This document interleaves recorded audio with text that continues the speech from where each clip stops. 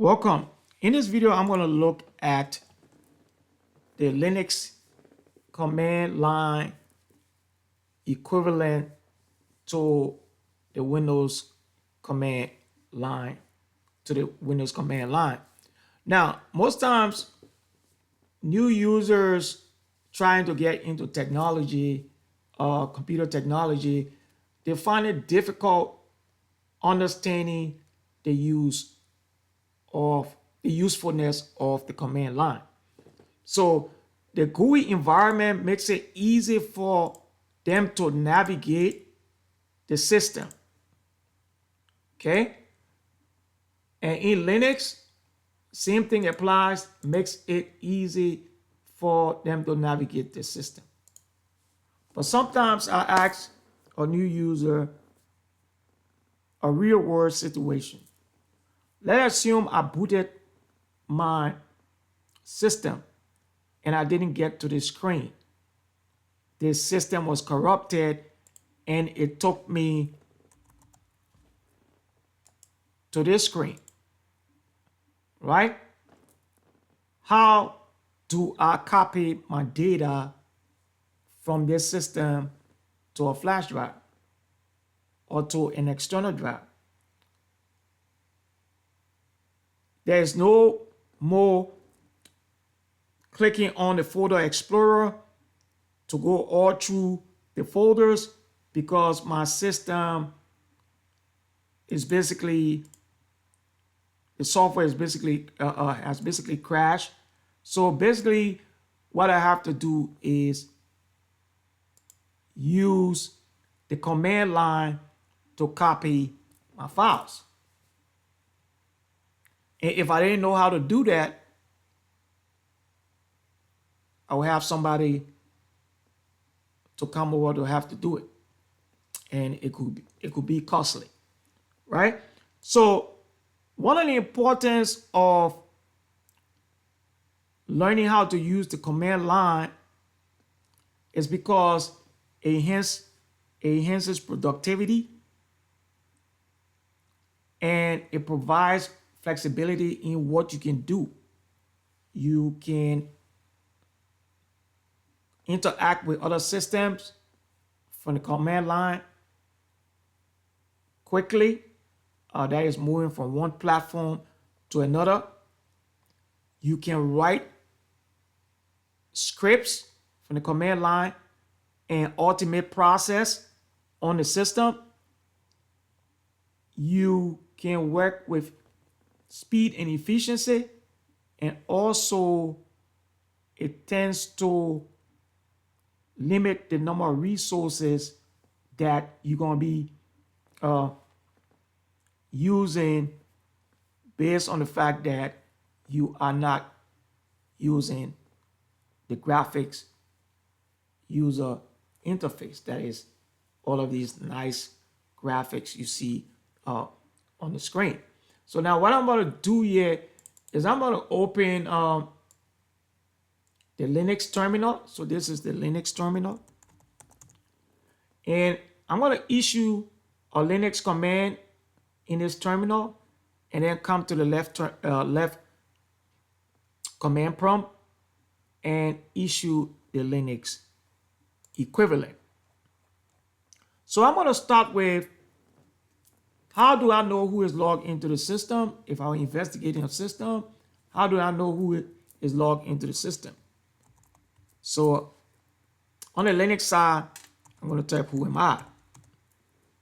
On the Windows side, I'm going to type the scene who am I. Right? And you'll see that the administrator is logged in, and this is the name of the computer that the administrator is logged into. If I want to view the system information on a Windows machine, I can type ver, and it's going to give me the Windows version. If I want more details, then I can type system info. Now, most times this command is very useful because some people when you, like take for example, you get a call from help desk, they ask you, what version of operating system are you running? Most end users, beginners would say, I don't know, I'm using Windows. But with this command line tool at your fingertip, you can basically look at the system and say, look, I'm using Microsoft Server 2019 Standard Edition. Okay. On the Linux side, I'm going to use uname, and it's going to tell me I'm using a Linux system. Now, if I want to display the architecture of the hardware, that is whether it's using 32-bit or 64-bit, all I have to do is type uname on the Linux side, tag A, and it tells me, it gives me the Linux version, tell me I'm using a 64-bit, it tells me the software install, and you'll see that it tells me I'm using a 64-bit Linux. Right? If I just want the processor architecture, I'll use uname tag A. I mean uname tag M rather. Sorry about that. And it will tell me 64-bit. But if I use tag A, it tells me the whole, give me the whole information about the Linux system. Okay. On the Windows side, I can use echo. Type in there. Echo and percent processor underscore architecture, and then percent, and you see that it gave me all of those information.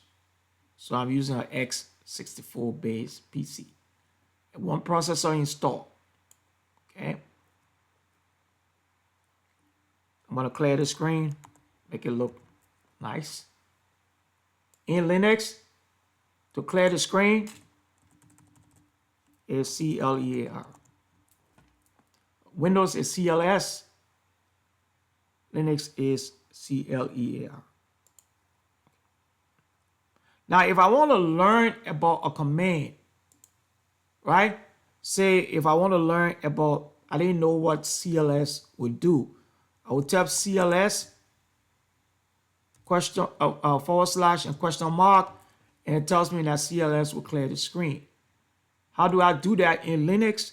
In Linux, if I want to learn about a command, I type man followed by clear, and it will tell me what the clear would do. Clear will clear the screen. All right, and it will show you some options.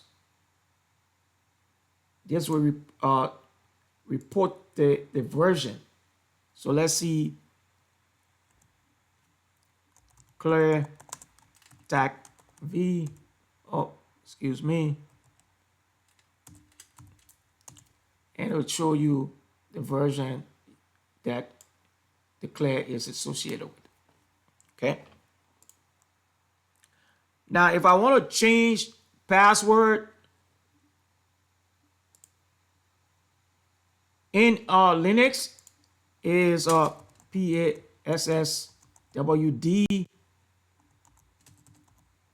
followed by the username, and once you do that, it will ask you to enter the current password.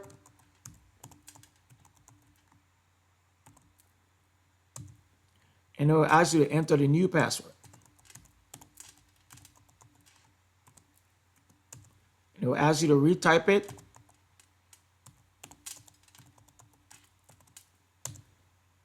And my password doesn't match, so I'm going to do that again. Sorry about that.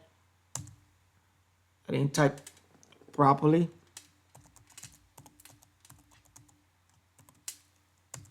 and a new password.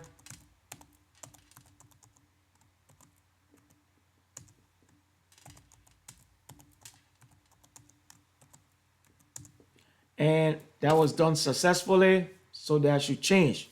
Now, the next thing I want to do here is in Windows, I'm going to type net user, and the username is administrator.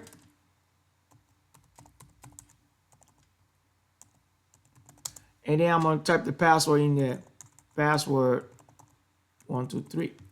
This is not a so now you see the password doesn't meet the policy. So that's more advanced when we talk about policy set on the server in regards to what type of password you need to use. The password should have an uppercase special character. So what I'm going to do, I'm going to change this to capital P, and I'm going to make this $. If you see that the password has successfully changed. So I've changed the administrator password. Okay. This is not a strong password, so don't never use it. I'm just using it on a local machine. So that's how you change your password in Linux, and that's how you change your password in Windows. Right?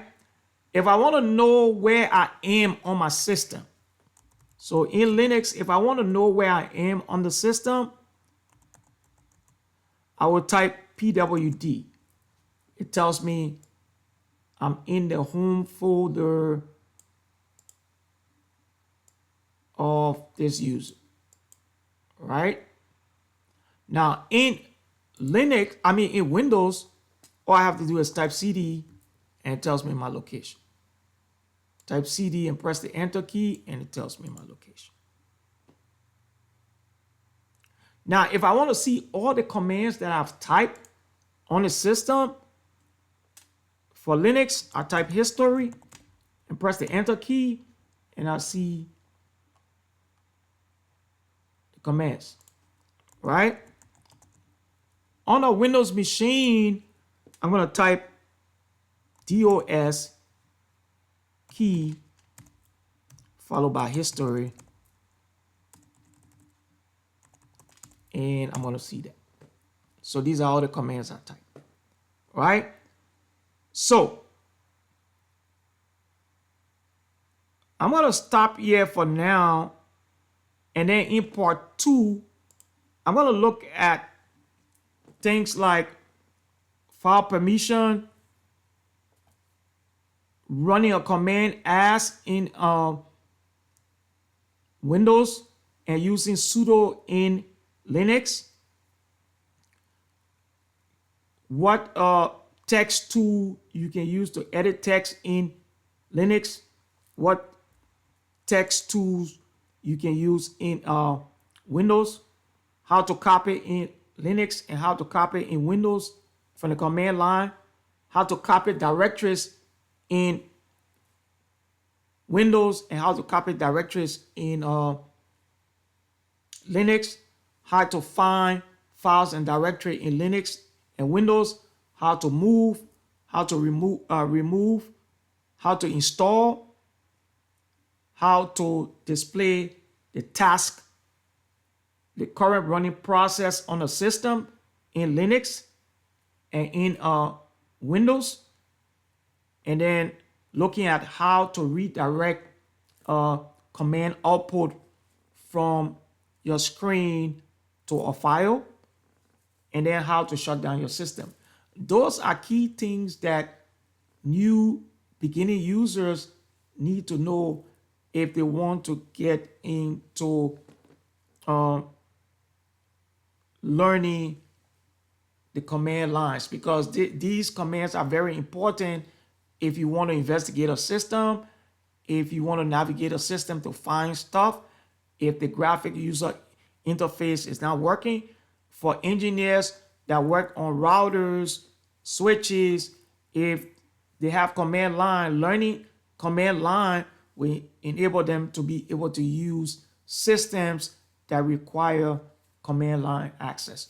Thanks for watching, and I'll see you in part 2 of the video Linux and Windows command line equivalent. Thank you.